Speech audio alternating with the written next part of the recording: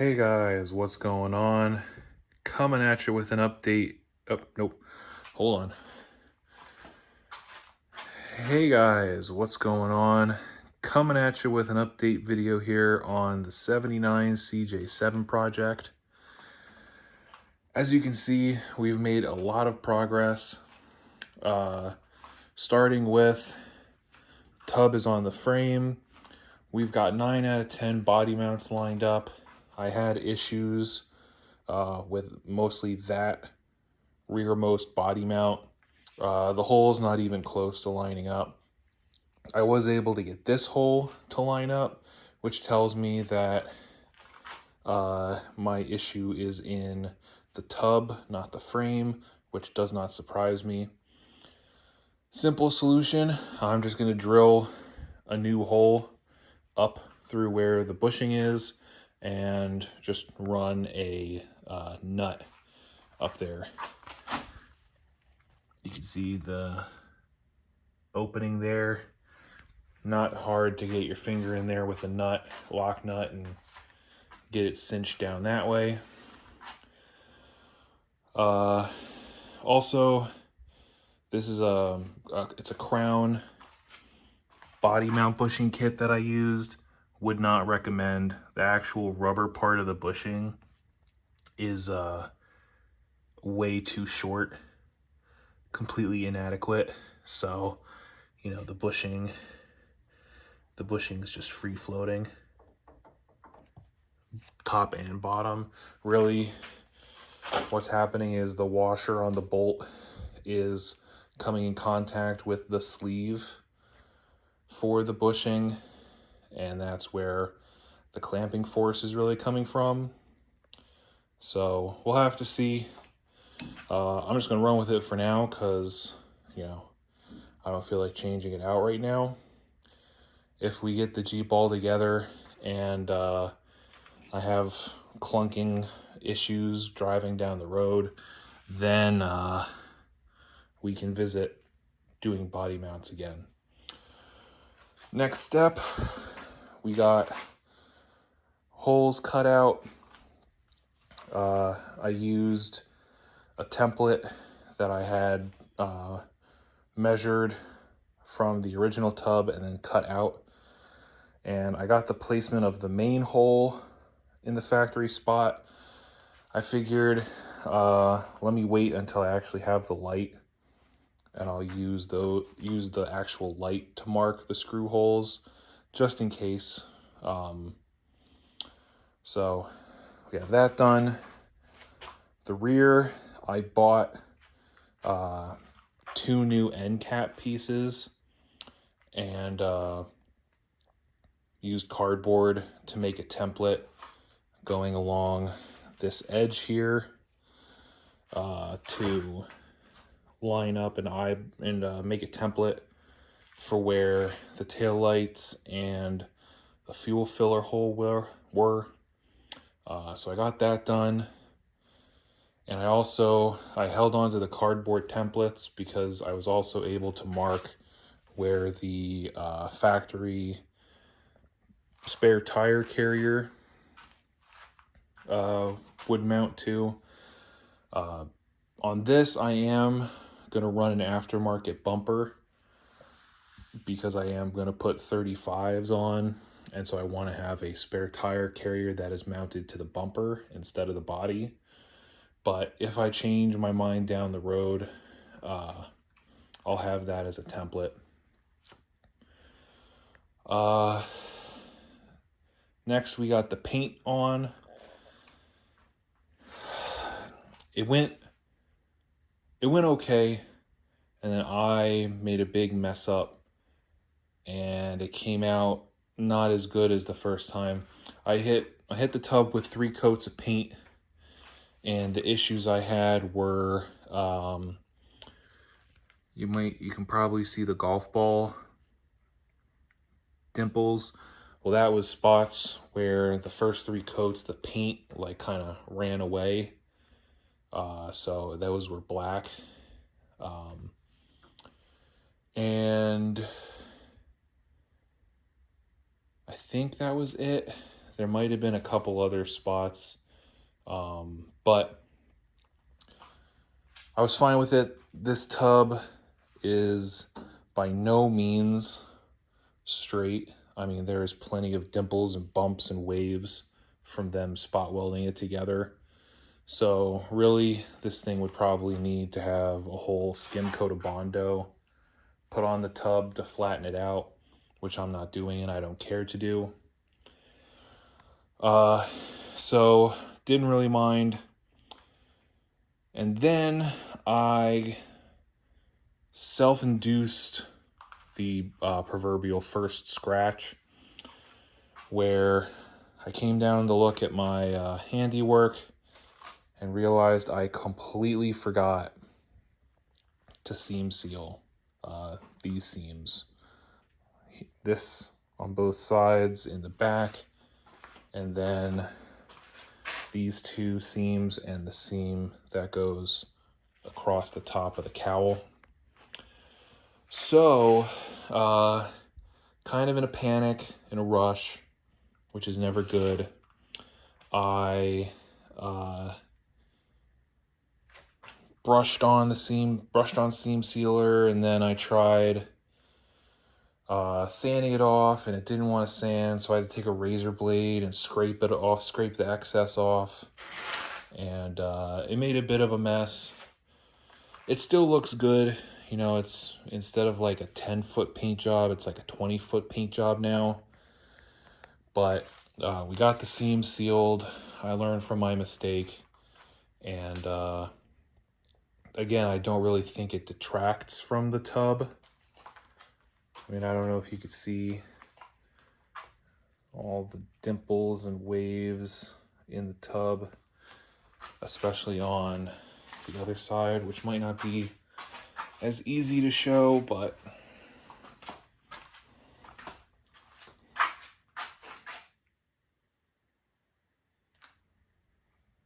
yeah, definitely not straight.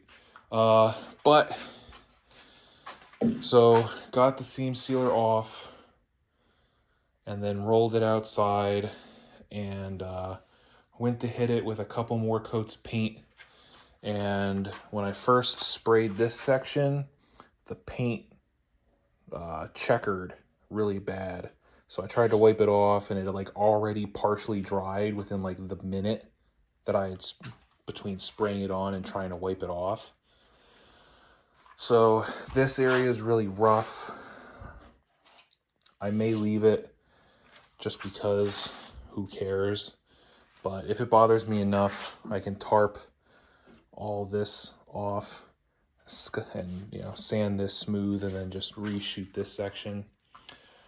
Going back, I would have not been in a rush, slowed down and waited, give the paint a week to dry, and then I would have come in and masked off so that only the crack was visible, then brushed on the seam sealer and then pulled off the tape so I didn't have to deal with all the excess.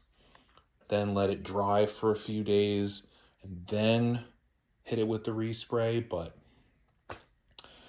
it is what it is. I do have to come back in here. Just on this side, the seam sealer left a few gaps, so I have to go back through and seam seal that again. I am going to research and look into either making my own or finding a way to get inner wheel well liners for back here, just because there's so much open stuff. I mean, the channel for the body mount's literally right there, so all the stuff is just going to get tunneled into that, as well as there's all these pits and seams and all of this where stuff can get thrown back into. I don't think the CJs had that from the factory. I know the YJs did, but I don't think they reproduced the YJ liners, so I may have to cobble my own setup after out a rubber mat or something. I don't know. Anyway, we got the roll bar in, and actually, like I just did. You can see them there. Bolts and captured nuts. Reason being, that's all the factory tub used. I mean, when I don't remember exactly on the CJ tub, but I know on the YJ tub, they were just like welded on nuts on the other side. There wasn't even washers, so plenty strong. I don't plan on rolling the tub or rolling to the Jeep, so roll bar is fully bolted in. Then I came through and bed linered it. I did the Herculiner roll-on kit. I liked it. Some stuff I did not like, which was really partially because it's a truck bed liner kit and it's not specifically meant for a Jeep. The challenge I ran into, the roller, was pretty much the width of these two ribs. So I kind of had to have it at an angle in order to get in the middle. So I masked everything off, I brushed the edges, and then rolled the first coat on. And then for the second coat, I actually just wound up dabbing the whole tub front to back with the brush. I found that was actually easier than trying to use the roller. The one thing I will say, be prepared for a fight. Because after the first, they give you 2 of the rolling sponge things, and they tell you to change it after the first coat. It's a battle to get it off. I wound up using a flathead screwdriver and like having to rip the cardboard tube to get the first one off because it is a very tight fit. So that's one thing that I wasn't a huge fan of, but it doesn't matter.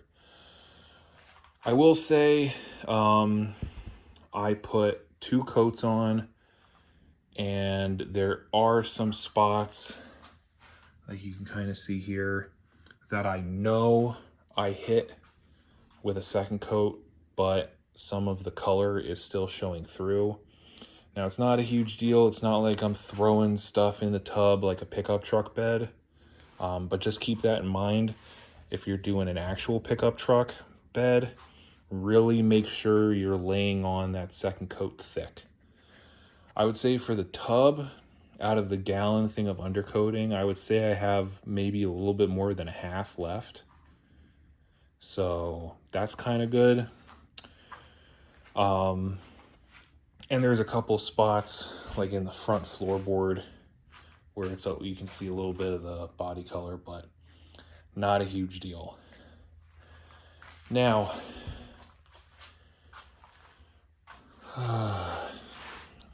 again, and the theme with this tub, stuff's missing, stuff's not in the right spots. Obviously, I might have said this before, but I had to drill all the holes for the roll bar. The back seat is bolted in permanently. The 3 bolt holes in the back were there and where they were supposed to be, but I think they got a little confused because the front has the 2 bolt holes on either side for the YJ flip-up rear seat mount, which the YJs do not use these 3 bolts. They would use brackets that go on the side for the seat to clip onto. So they had the YJ bolts up here and the CJ bolts back here, and the YJ bolts were not far enough forward. So for the front feet, once again, drilled 2 holes and ran nuts and bolts. So it's just the theme of the tub, stuff not being correct and kind of having to do modifications to make it work. Front seat's in. We already had that mocked up in the past. So I got the passenger seat put in because it's not going to be in the way of anything. Engine harness, front light harness is ready to go in. Dashboard or dashboard area. I test fitted the dashboard. I'm using these J clips or captured nuts for the dashboard bolts, especially along the top where it'd be really difficult to do the nut and bolt method. I am going to have to do nuts and bolts on these two side holes just because, one, it's easier, and two, because of the way that the metal is kind of not equal and overlapping, the clip would have a hard time getting up onto the second piece of metal and sitting normally. But we have clips along the top except for the two that are for the brake pedal bracket support. However, the holes for the windshield frame, I cannot use the J clips because these are 5/8 by 16. The windshield uses 3/8 by or 5/16 by 18, and this is 3/8 by 16. And those J clips are a lot thicker, a lot stiffer material, and so they're not going to flex and flatten out as nicely as these are. So these I will probably have to put a nut on the backside. Kind of a pain in the butt. The other option I have is I can run a nutsert in here, which I may do. But I have to get the dashboard on permanently, or not permanently, but get it mocked back up and see how the holes line up. I think this hole was right, but I think this hole on the other side, I had marked that it needed to be cut out some more. And right now I'm really hesitant to do that, just because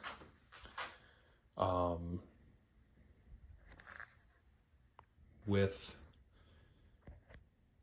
dremeling this hole out, it's going to result in needing more clamping force to keep the nut tight and the windshield secured. Whereas if the hole is this size and the turn nut, whatever you want to call it, is just this size, you could have a little bit of wiggle, and that bolt hole is going to keep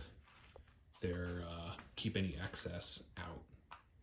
So I still have to debate what I'm going to do there, but that's not going to stop me from at least getting the dashboard on, maybe not the side pieces, but having the top pieces all on. And then when I decide what I'm going to do here, I can always pop the dashboard off, set it off to the side, and deal with that.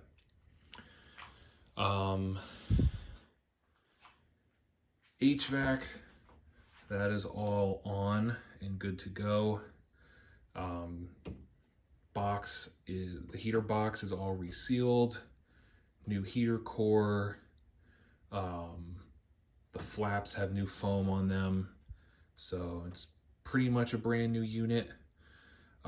We have a new cable going over there. Defrost duct is all put in place.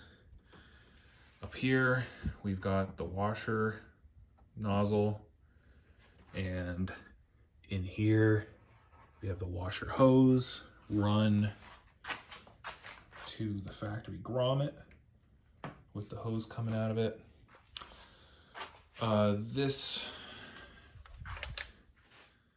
The nozzle's not, in the best shape, but I did look it up, and you can get a reproduction nozzle. However, the nozzle, the reproduction one, the barb points straight down at the fresh air duct, whereas the factory one comes down and bends off at a 90. So I just stuck with the factory one, and it'll be fine for now. So that's on. Again, the fresh air duct is held in. We have a new gasket for the fresh air duct. And then I have the mesh, then the grill screen, and then the cowl scoop. Mainly because I like the way it looks. When I got the CJ, it had one of those on it. My brother had one on his YJ. I kind of like the look. Now, it is the age-long debate on these scoops. Do you face it forward? Do you face it backward? I watched a very definitive video, in my opinion, where someone had, I think it was a TJ, and they had the streamers, little pieces of bow piece, Christmas wrapping bow. They had it on the hood and over here, and they showed while they were driving, these streamers were blowing this way, but these streamers were blowing towards the front. So the wind was coming up, hitting the windshield, and going down. So in my opinion, that solves it for me. Face the cowl towards the windshield, and you will probably get some increased airflow. Now, I won't walk around, but the blower motor, I wound up reusing the one that came with the YJ, or not the YJ, with the CJ. Reason being, it looked pretty decent, and it worked just fine. I hooked it up to power. It didn't make any noises. So I left it in there. If I have to change it, I gotta change it, but as far as I can tell, it's gonna be just fine. Windshield hinges, have them on, that we had painted up and everything, so they're good to go. The nuts aren't the best, they're not exactly sitting in the holes right, but that's probably because the holes aren't exactly right, but they're in there, they're functional.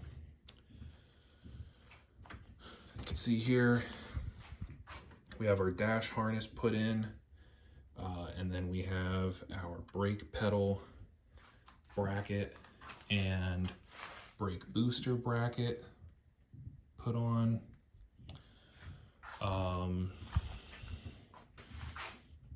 Just a note, take these two bolts out, and then there's one bolt in the center, and have your steering wheel bolts out, and this bracket comes loose and will drop down out of there, and you can get your wiring out that way. Just a little side note, because I thought, I had the dashboard in first, and then I got the brake pedal bracket put in, and then I was like, oh wait, I didn't need to do that. Anyway, yeah, so brake pedals in there and hooked up, that's cool. Gas pedal, again with this tub, the hole for the throttle cable is there, but the screw holes are not. So it's pretty self-explanatory where it's gonna go, but I really want to put the seat in and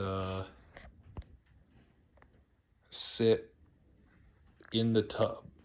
Sit in the tub with the steering wheel and everything, and kind of figure out where the best spot is, since I have the option to drill my own holes. Lots. Transfer case cover. Got that good to go. I got some foam that I'm going to wrap around on the inside and then self-tap right into the floor. Front seat's good to go once I have the dashboard and the steering column in, which are the next two pieces to be installed. Since we have pretty much all the behind the dash stuff done. Now, I have the bracket here, and I had bought a bunch of foam off of Amazon, Scamazon, when I did the flaps. So I just used some more of the foam and made my own gaskets, since it does stick on the one side. So that's good to go. Obviously, you get your dashboard put in, and then you can put your steering column on. So yeah, dashboard, steering column, seat, and the interior will be almost done. What we will still have to do is run the taillight harness again. I will need to drill the hole in the back of the tub here, which should be, in this area for the wiring to go down.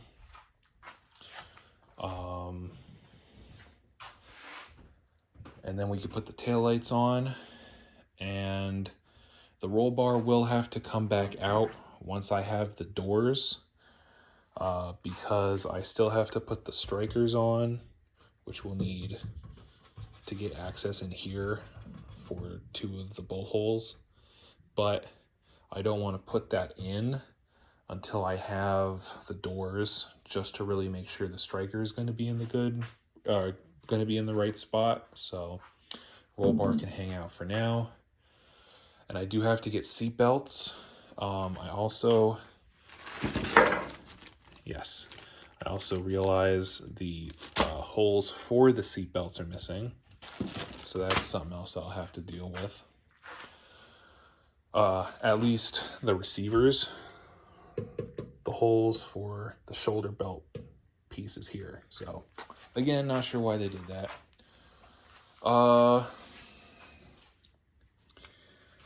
Yeah, and then pretty much the tub will be finished. Coming up front, we have our intake and exhaust manifolds removed. The exhaust manifold was cracked, so I'm going to run dual outlet headers, which will look pretty sick.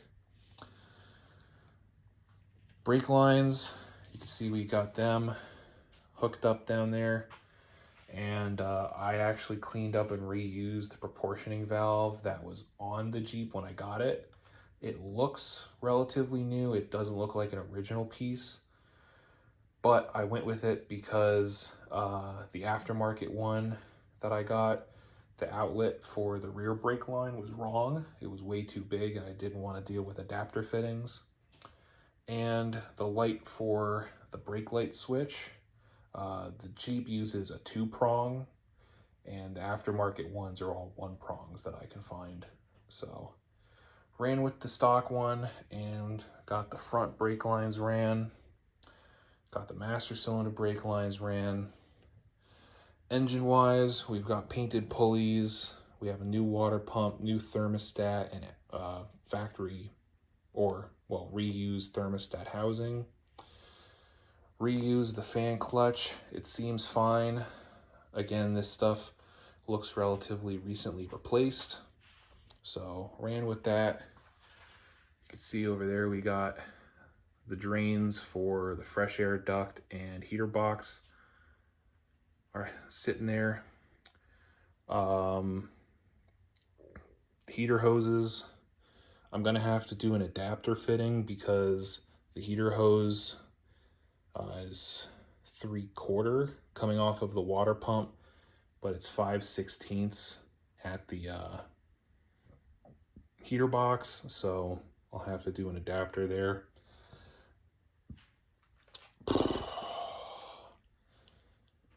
Yeah, I mean, it's a lot of stuff. We got a ways to go, but we're really getting there, and it's getting pretty exciting. So here we have the hole for the speedometer cable.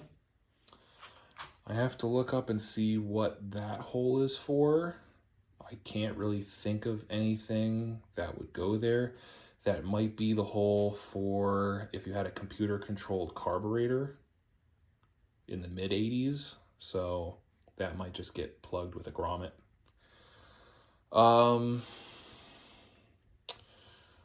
But yeah, I think that's pretty much a quick summary of what's been going on. So next steps.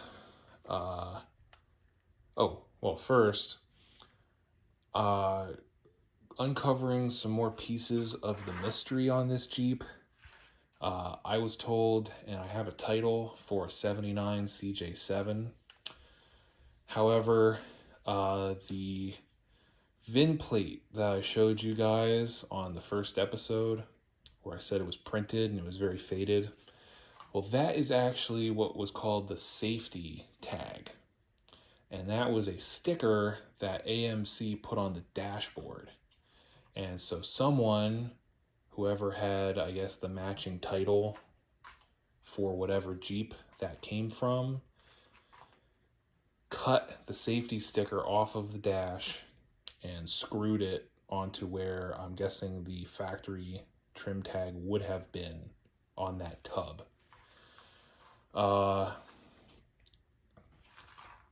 Also pointing towards some mischief is the engine and transmission. Transmission's chilling over there. The transmission in this was a Dodge Torque Flight automatic and a Dana 300 transfer case. Those didn't start being used until 1980. And from what I saw, it's an early 79 Jeep that the information that I had was from. So I think the reason that this is in such decent looking condition is I think someone blew up the original engine and stuck this straight six and Dodge automatic into the 79 that I had, or whatever year the Jeep was that I had. The reason I think the engine and transmission is because we have the Dodge adapter plate, the Dodge flex plate, and the carburetor and intake look like they belong together and had the Dodge Torque Flight specific linkages on them. So, yeah, a little bit of mystery. So, what is next for the Jeep is going to be, like I said, getting the dashboard, steering column, and seat put in, and then running the wiring, drilling the hole, putting the taillights in. Then I want to get the tailgate and the tailgate hinges painted and get that put on. I'll still need to get the weather stripping for the tailgate, but I can at least get it on here. And then we have to do the hood, grill, and fenders and get those put on. And do the windshield, paint that, and get the windshield actually put in. Get all the gaskets put on it and get that put on. And then at that point, we'll